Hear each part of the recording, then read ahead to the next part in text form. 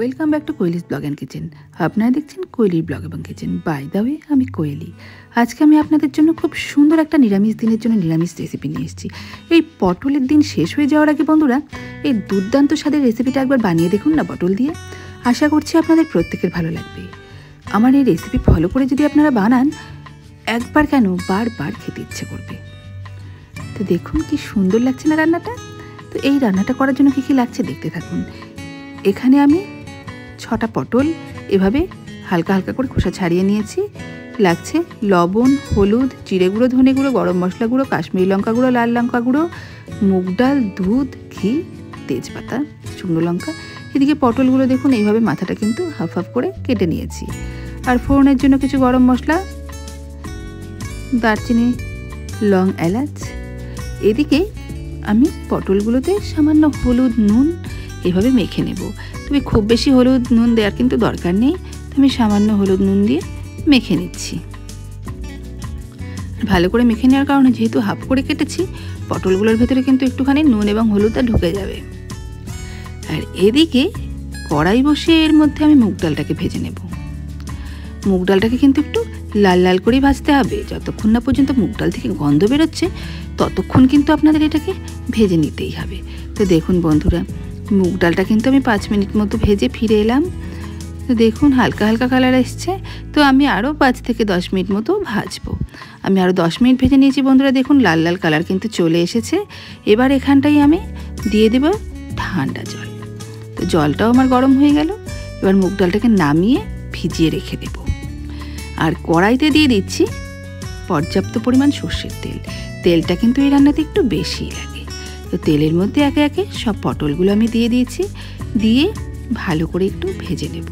পটল ভাজা হতে থাকতে থাকতে এই সময় মশলাটা তৈরি করে নিই।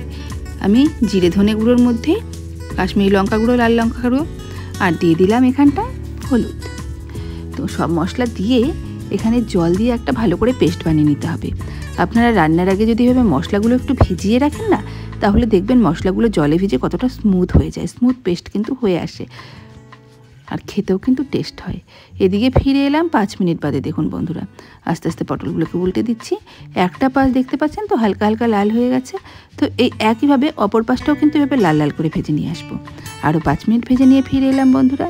এবার আস্তে আস্তে নাড়াচাড়া করে দিচ্ছি। যে পাশটা ভাজা হয়েছে সেটাকে উল্টে দিচ্ছি যাতে করে অপর পাশটাও ভাজা হয়ে যায়। আরও 5 মিনিট ভেজে বন্ধুরা ফিরে এলাম। দেখুন বন্ধুরা, সব পটলগুলোই কিন্তু এরকম হালকা হালকা লাল লাল ভাজা হয়ে গেছে। পটলগুলোকে এবার তেলটা ঝরিয়ে তুলে নেব। তুলে নিয়ে ওই তেলে দিয়ে দিলাম ফোড়নের জন্য তেজপাতা, শুকনো লঙ্কা, দারচিনি, লং আর এলাচ। এবার দিয়ে দিলাম সামান্য গোটা জিরে আর কিছুটা আদা বাটা দিয়ে ভালো করে মশলাটা একটু ভেজে নিয়েছি। মশলা একটু ভাজা হতে এখানটায় যে মশলার পেস্টটা করেছিলাম সেই মশলাটা অ্যাড করে দিলাম। দিয়ে খুব ভালো করে নেড়ে চেড়ে মশলাটাকে একটু আমাদের কষিয়ে নিতে হবে। এই সময় কিন্তু গ্যাসের ফ্লেমটা হাই টু মিডিয়ামে করে রেখেছি। তো দেখুন বন্ধুরা, আমি কিন্তু মশলাটাকে খুব ভালো করে কষিয়ে নিয়েছি। মশলা থেকে কিন্তু তেল ছাড়ছে। এইবার এখানটায় মুগ ডালটা যে আমি গরম জলে ভিজিয়ে রেখেছিলাম সেটা কিন্তু এতক্ষণে ভালো করে ভিজেও গেছে। আর সেটাকে খুব ভালো করে ধুয়ে আমি দিয়ে দিলাম। তো মুগ ডালটা দিয়ে খুব ভালো করে নাড়াচাড়া করে আমি 5 মিনিট পর ফিরে এলাম। দেখুন বন্ধুরা, জলটা কিন্তু শুকিয়ে গেছে মশলার। এবার আবারও সামান্য জল দিয়ে দিতে হবে। 1 কাপ মতো জল দিয়ে দিলাম যাতে করে মুগ ডালটা একটু সেদ্ধ হয়। তো ফিরে এলাম 5 মিনিট বাদে বন্ধুরা। দেখুন ঝোলটা কিন্তু ফুটে উঠেছে। আমি এভাবে কিন্তু নেড়ে চেড়ে দিয়ে আরও 10 মিনিট ফুটিয়ে ফিরে আসবো। আরও 10 মিনিট বাদে ফিরে এলাম বন্ধুরা। দেখো মুগ ডালগুলো কিন্তু অনেকটা বড় হয়ে গেছে বন্ধুরা। এবার একটু আপনাদের দেখিয়ে দিচ্ছি। দেখুন মুগ ডালটা কিন্তু এরকমভাবে হাত দিয়ে চাপলে চেপটে যাচ্ছে, সেদ্ধ হয়েছে কিন্তু গলে যায়নি। তো এরকম হালকা সেদ্ধ হতেই রান্নাটা কিন্তু করতে হবে। 5 মিনিট সেদ্ধর পর দেখুন বন্ধুরা, ঝোলটা কিন্তু একদম গামাখা হয়ে এসেছে। এইবার এখানটায় দিয়ে দিতে হবে আমাদের পটলটা দিয়ে খুব ভালো করে নাড়াচাড়া করে নিতে হবে। আর খুব হালকা হাতে কিন্তু বন্ধুরা নাড়াচাড়া করবেন, না হলে কিন্তু পটল ভেঙে যেতে পারে যেহেতু চেরা রয়েছে। আর একবার যদি পটল ভেঙে যায় তাহলে কিন্তু ভালোই লাগবে না। 5 মিনিট কষিয়ে বন্ধুরা ফিরে এলাম। দেখুন কালারটা কত সুন্দর এসছে না রান্নার। আর সাইড থেকে কিন্তু তেল ছাড়ছে।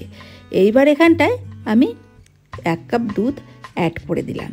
তো দুধটা দিয়ে হালকা হাতে একটুখানি নাড়াচাড়া করে আমি 10 মিনিট মতো এটাকে একটুখানি ফুটিয়ে মানে রান্না করে নেব। ফিরে এলাম 10 মিনিট বাদে বন্ধুরা। দেখুন ডালটা কিন্তু অনেকটা গলে গেছে। এবার এখানে টেস্টটাকে একটু বাড়িয়ে নেওয়ার জন্য লাস্ট ফিনিশিং দিয়ে দিচ্ছি 1 চামচ ঘি, গরম মশলা গুঁড়ো আর সামান্য মিষ্টি মিষ্টি স্বাদটা আনার জন্য দিয়ে দিলাম 1/2 চামচ চিনি। নিরামিষ আইটেমে কিন্তু একটু মিষ্টি না হলে ভালো লাগে না বন্ধুরা। তো দেখুন বন্ধুরা আমি খুব ভালো করে নেড়ে চেড়ে নিয়েছি। আর এখানটায় যেহেতু নুন আগে অ্যাড করিনি, এবার দিয়ে দিলাম লাস্ট ফিনিশিং নুন। আমার রান্না কিন্তু একেবারেই কমপ্লিট। এবার দেখুন বন্ধুরা সার্ভ করে নিয়েছি। কি দুর্দান্ত লাগছে তো দেখতে। একদম ঘরোয়া উপকরণে যদি এই অসাধারণ রেসিপিটা বন্ধুরা একবার বানিয়ে খান, দেখবেন আর কোনো আইটেম লাগছেই না, কারণ এত টেস্টি হয়। তো কেমন লাগলো বন্ধুরা আমাকে কিন্তু অবশ্যই কমেন্টে জানাবেন। আর কী কী ধরনের রেসিপি দেখতে চান আমাকে কিন্তু জানাবেন, আমি সেই ধরনের ভিডিওগুলো আপনাদের কাছে নিয়ে আসবো। কেমন লাগলো অবশ্যই বেশি বেশি করে কমেন্ট করে জানাবেন আমাকে। আরও বেশি করে আমার চ্যানেলকে শেয়ার করে দেবেন, সাবস্ক্রাইব করে দেবেন। ধন্যবাদ।